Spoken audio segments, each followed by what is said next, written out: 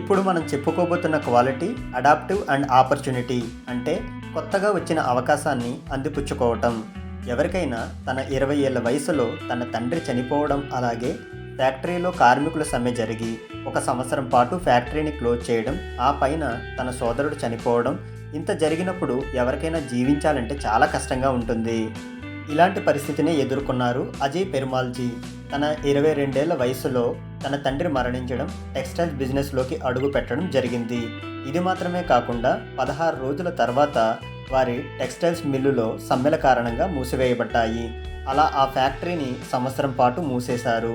కొన్ని సంవత్సరాల తర్వాత తన అన్నయ్య అశోక్జీ చనిపోవడంతో తన అన్న భార్య మరియు పిల్లల బాధ్యత కూడా తనపైనే పడింది.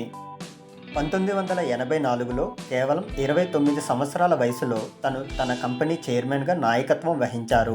ఆ సమయంలో అతనికి పరిశ్రమపై పెద్దగా అవగాహన లేదు, అంటే పెద్దగా అనుభవం కూడా లేదు.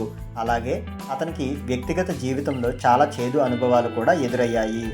ఈ బిజినెస్ వదిలేసి వేరొక బిజినెస్ చేయాలి అని అనుకున్నారు. ఎందుకంటే వస్త్ర పరిశ్రమలో ప్రభుత్వ విధానాలు ఎప్పటికప్పుడు మారుతూ ఉన్నాయి. అలాగే ప్రభుత్వం పెట్టే ఆంక్షలు కూడా ఎక్కువయ్యాయి.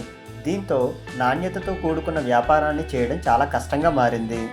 ఆ తర్వాత తన స్నేహితుడి ద్వారా ఒక విషయం తెలుసుకున్నారు. అదేంటంటే ఆస్ట్రేలియాకి సంబంధించిన ఒక కంపెనీ ఫైనాన్షియల్ ప్రాబ్లమ్స్ వల్ల ఇండియా వదిలి వెళ్ళిపోవాలి అని అనుకుంటుందని.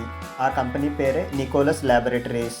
ఆ కంపెనీ మేనేజ్మెంట్ దగ్గరికి వెళ్ళి తనకు ఒక అవకాశం ఇవ్వమని, దాన్ని ఒక మంచి పొజిషన్కి తీసుకెళ్తానని నమ్మకంగా చెప్పి ఆ కంపెనీని వారి నుంచి కొనుగోలు చేసి తన హార్డ్వర్క్ అలాగే తెలివితేటలతో ఒక మంచి పొజిషన్కి రీచ్ అయ్యి 14,000 కోట్ల ఆదాయానికి తీసుకెళ్లారు.